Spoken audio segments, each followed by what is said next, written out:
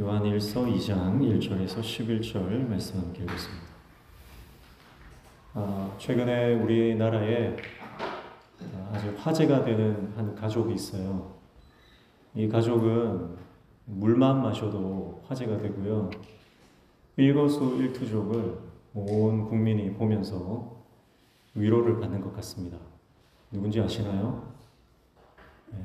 한 동물원에 있는 판다 가족입니다.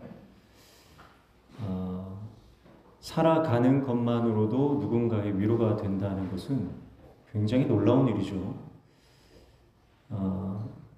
그들은 이 동물 가족은요, 사람들이 보는지 안 보는지 상관하지 않고 그들의 삶을 살아가는데, 그것이 바라보는 우리 사람들로 하여금 따뜻한 위로를 선사한다라고 하는 것은 오늘날 그리스도인으로 살아가는 저와 여러분에게 영적으로 시사하는 바가 크다고 볼 수가 있겠습니다.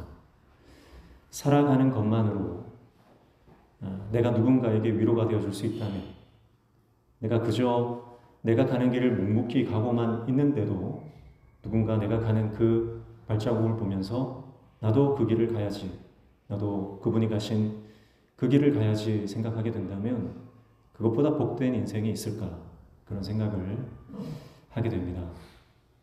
우리는 그런 인생을 잘 알고 있습니다. 그렇게 살다가 가신 한 분을 우리는 잘 알죠. 그분은 바로 예수 그리스도이십니다. 예수님은 이 땅에 오셔서 자신의 삶을 사시고 가셨지만 그의 삶을 옆에서 바라보는 모든 사람들은 그의 삶에 감동을 받을 수밖에 없었고, 그분의 말 한마디에 위로를 받을 수밖에 없었고, 그분의 손길 하나에 삶이 치유되는 경험을 할 수밖에 없었습니다. 그래서 예수님을 만난 사람, 예수님의 음성을 들은 사람, 예수님의 손길을 경험한 사람, 그분과 함께 걸었던 사람들은 모두 다 변화된 삶을 살았고, 그들의 삶을 통해서 하나님의 나라를 아름답게 이루어가는 귀한 도구로 사용됐던 것을 우리가 볼 수가 있습니다. 그래서 우리에게 소망이 있어요. 그게 뭐냐면, 나도 예수님처럼, 나도 그렇게 그저 내 인생을 살아가는데도 누군가가 나를 통해 위로받고 하나님의 나라가 확장되어지는 것, 예수님처럼 살 수 있으면 얼마나 좋을까. 그것이 우리의 평생의 소원이 되는 줄로 믿습니다. 그래서 오늘 저와 여러분이 그 예수님을 닮은 예수님의 사람 되시기를 축복합니다. 예수님과 동행하는 예수님의 종 되시기를 축복합니다. 늘 예수님과 함께 의논하고 예수님의 음성을 듣고 그분의 손길을 경험하며 살아가는 거룩한 하나님의 종, 예수의 제자가 다 되시기를 축복합니다. 그렇게 곁에서 예수님을 바라보고 예수님과 동행하고 또 예수님의 사랑을 누구보다 많이 경험했던 한 사람이 또 있죠. 그 사람이 바로 요한입니다. 요한은 예수님께서 특별히 사랑하셨던 사람이에요. 정말 사랑하셨어요. 그래서 누구보다 많은 사랑을 받았던 요한은요, 결국 그의 별명이 사랑의 사도가 됩니다. 여러분, 오늘 우리가 예수님의 사랑을 경험하면 경험할수록 우리가 사랑의 사람이 된다는 거예요. 예수님의 사랑을 많이 경험하면 능력의 사람이 되고 담대한 사람이 되고 하는 것이 아니라 예수님의 사랑을 많이 경험하면 할수록 우리는 사랑의 사람이 된다.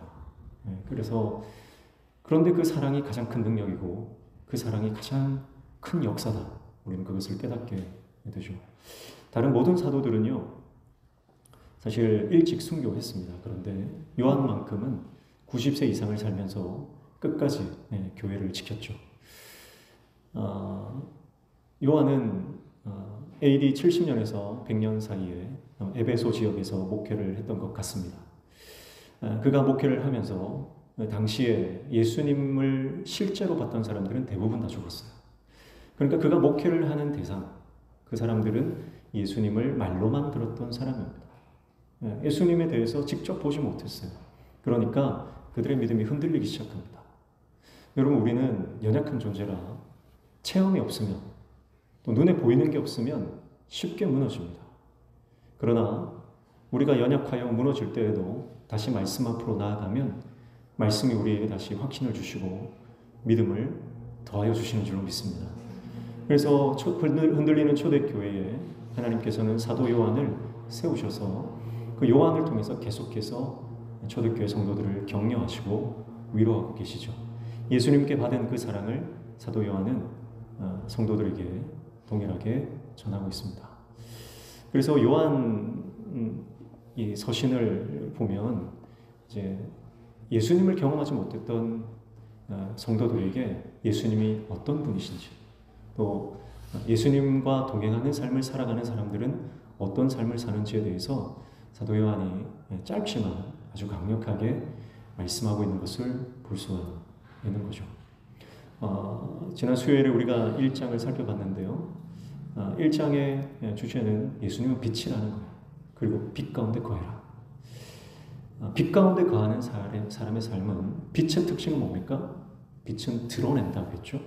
그래서 드러내는 것, 숨지 않는다는 거예요. 예수님의 사람은 숨지 않습니다. 믿음의 사람은 숨지 않습니다. 그런데 어둠에 속한 사람은요, 끊임없이 숨어요.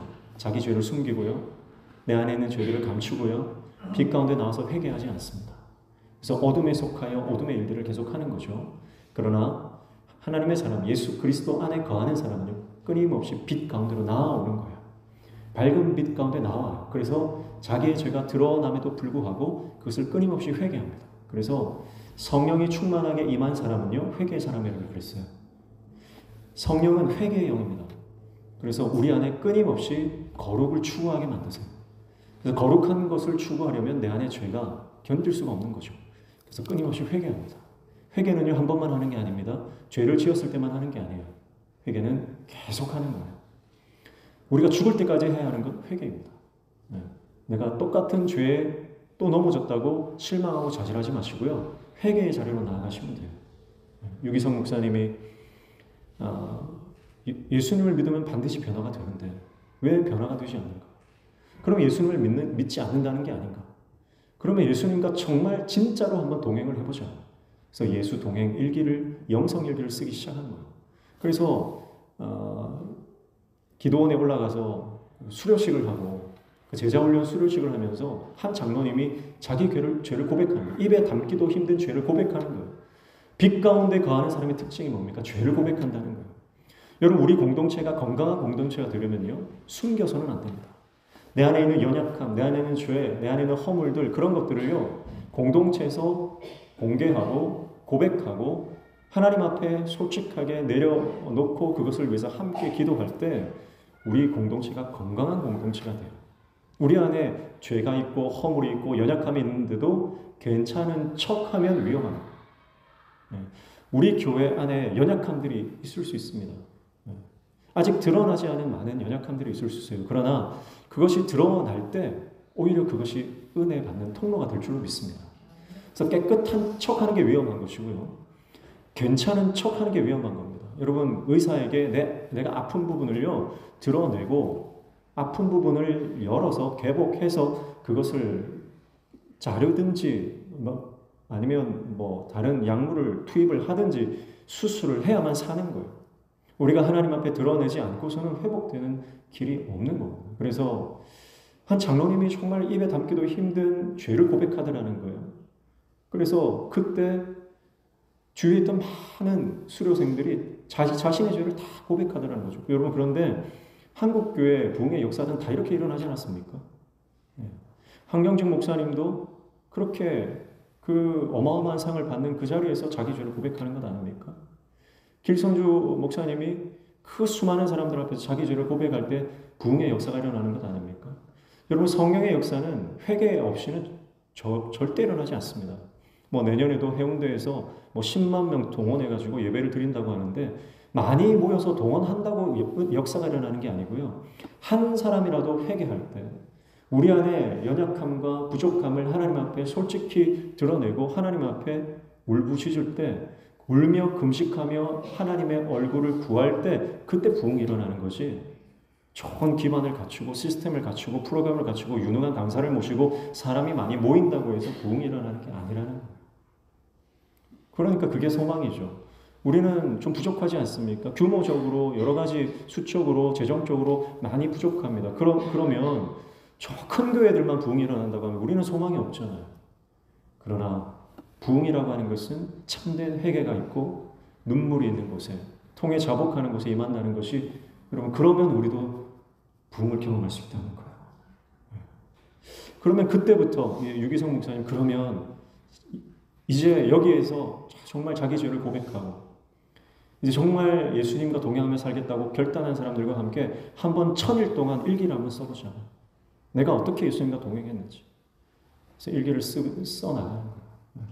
매일매일 영성 일기를 써나가는데 1000일이 지나서 그분들을 다시 다 모은 거예요. 그 1000일 동안 예수님과 동행했더니 정말 변화됐느냐? 1000일 동안 매일같이 일기를 쓰신 분들은 단 한 사람도 하나님의 역사를 경험하지 못한 사람이 없다는 거예요. 그것은 여러분 임상실험으로 증명된 사실. 유기성 목사님이 평생 목회하면서 그걸 밝힌 거예요. 예수님과 동행하면 변화된다. 예수님과 함께하면 반드시 역사가 일어나고 내 연약함들이 한 번 짓던 죄, 두 번 짓던 죄, 근데 그것이 횟수가 줄어들고 빈도가 줄어들고 결국 하나님 앞에 거룩한 삶으로 변화되더라는 거예요. 이건 임상으로 증명된 겁니다. 사랑하는 성도 여러분, 빛 가운데 거하라. 이게 이제 1장에서 말합니다. 오늘 이제 2장으로 왔는데요. 2장에 보면 4절 보세요. 4절에 보면 그를 아노라 하고 그의 계명을 지키지 아니하는 자는 거짓말하는 자요 진리가 그 속에 있지 아니하되, 그런 말이었어요. 자, 하나님을 안다 이렇게 말해요. 우리가 잘 하는 말이에요.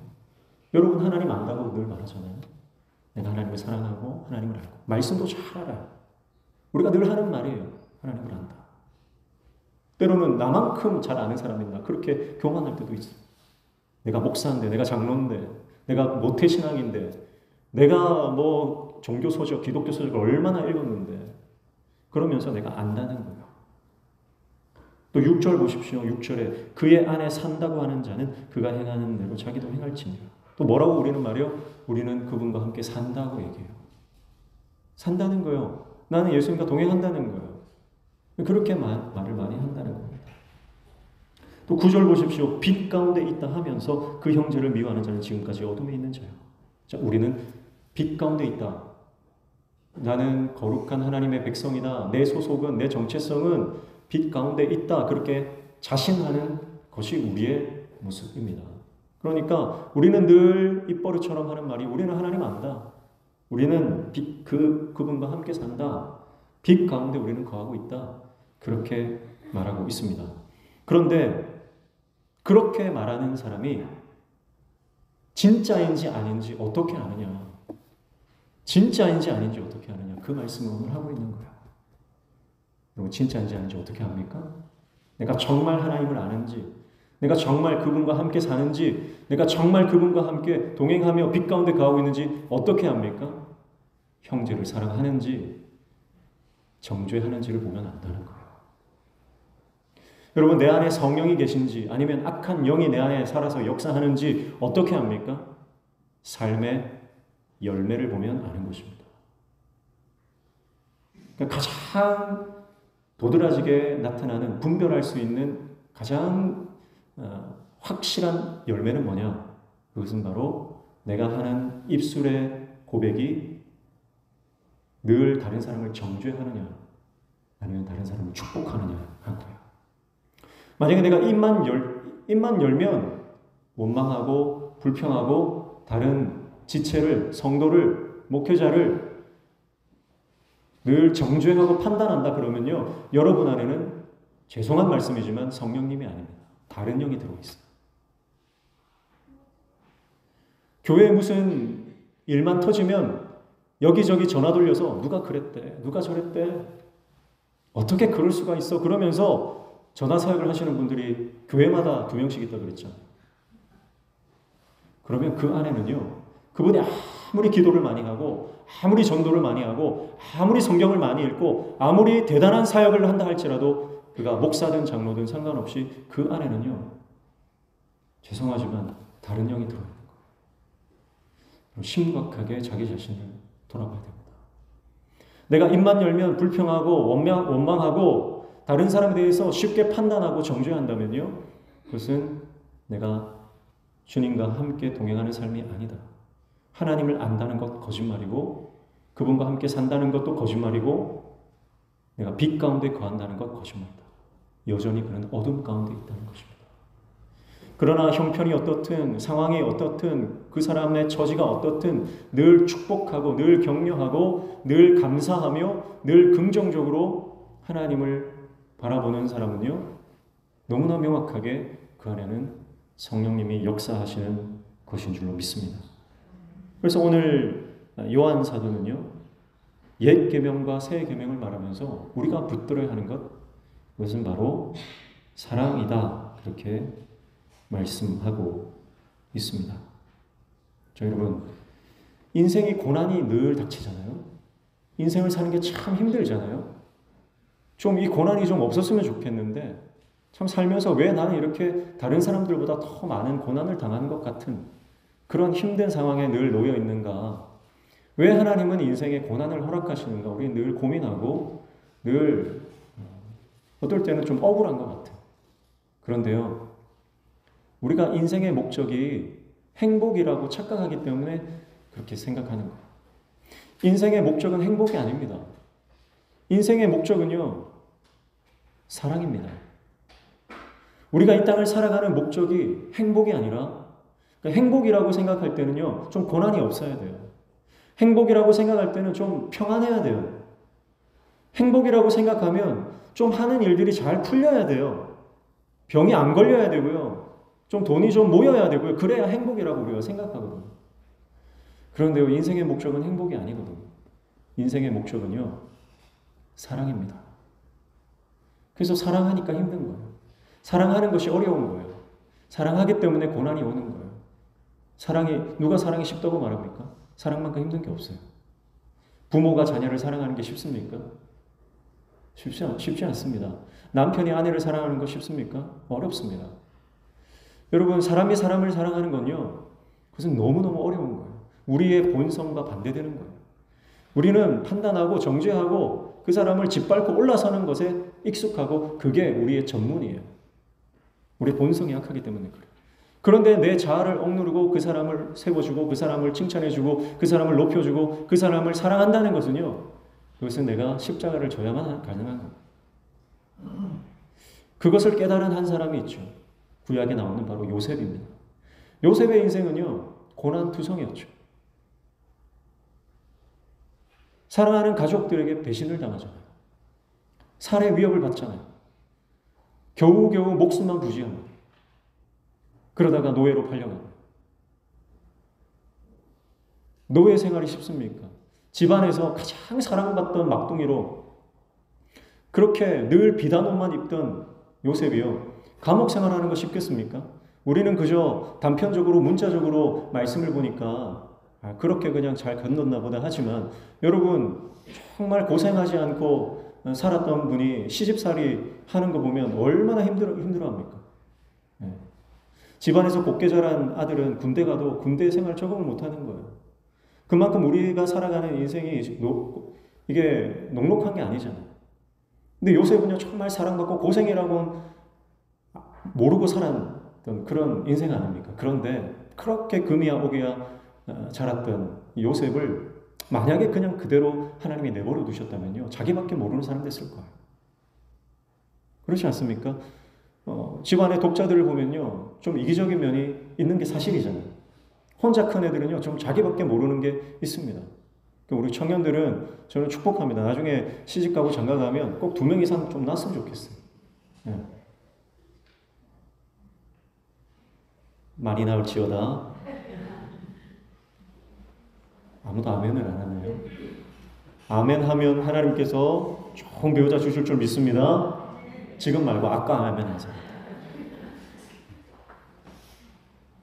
그러니까 요셉은요, 자기 혼자 늘 사랑받고 편애를 받다 보니까 이게 굉장히 이기적인 사람이 될 수밖에 없는 거예요. 그때부터 고난이 시작되죠. 하나님의 광야가 시작됩니다. 그리고 가는 곳마다 오해를 당하고 가는 곳마다 옥에 갇히고 밑바닥 인생을 살아야 하는 것이 그의 인생에서 가장 꽃다운 나이에 가장 밑바닥에서 고생을 합니다. 여러분, 저와 여러분 같으면, 우리 같으면 어때요? 저 같으면 그럴 것 같아요. 늘 원망했을 것 같아요. 자기를 팔아먹은 형들이 늘 원망스러웠을 것 같아요. 그래서 언젠가 만나면 내가 복수해주겠다. 내가 힘을 가지면 찾아가서 내가 혼쭐을 내주겠다 그러면서 아마 늘 마음에 분노를, 적개심을 키워오지 않았겠습니까? 자기 인생에서 닥치는 고난들이 너무 무거워서 해석이 될 수 없는 그런 상황 가운데 놓여 있지 않았겠어요? 그 인생의 수많은 고난의 퍼즐 조각들을 하나하나 가슴에 박히는 그 유리 조각 같은 그 고난의 조각들을 대하면서 얼마나 피눈물을 흘렸겠어요. 그런데 그런 요셉이 나중에 애굽의 국무총리가 되어서 그 형들이 자기 앞에 있을 때 깨달아요. 뭘 깨닫습니까? 그가 고백하는 것이 뭐냐면 형들에게 형님들 걱정하지 마십시오. 하나님께서 형님들 앞서서 나를 여기 보내셨습니다. 그 고백을 하는 거예요. 그러니까 지금까지 이해되지 않았던 인생의 모든 퍼즐 조각들 하나하나가 드디어 해석되기 시작해요. 지금까지는 이게 무슨 그림인지 몰랐는데 마지막 순간에 드디어 그 그림이 보이기 시작해요. 그 그림이 뭐예요? 형제를 용서하고 사랑하는 그림이었어요. 그래서 인생의 대전환점에서 요셉이 깨달았던 것은 바로 사랑이라고 하는 큰 하나님의 뜻이었습니다. 그래서 이것을 위해서, 형제를 사랑하기 위해서, 형제를 용서하기 위해서, 이 사랑을 이루기 위해서 하나님의 사랑이 이런 것이구나 스스로 깨닫고 또 보여주기 위해서 요셉은 그렇게 고난 가운데 던져짐을 당했구나. 그것을 깨닫는 거예요. 그리고 용서합니다. 사랑하는 거죠. 그러니까 사랑하는 성도 여러분, 오늘 우리 인생도 마찬가지예요. 우리 인생의 궁극적인 목적이 뭐냐? 그것은 사랑하는 것입니다. 용서하는 것입니다. 끌어안는 것입니다. 그것이 인생의 최종 목표예요. 내 인생의 마지막에 하나님 나라의 입성을 앞두고 우리가 마지막으로 고백해야 할 말이 사랑한다는 말이에요. 오늘 저와 여러분이 그 하나님의 사랑을 조금이라도 더 일찍 깨닫기를 축복합니다. 그래서 지금 용서할 수 없는 사람을 용서하시고 지금 끌어안을 수 없는 사람을 끌어안아 주시기를 축복합니다.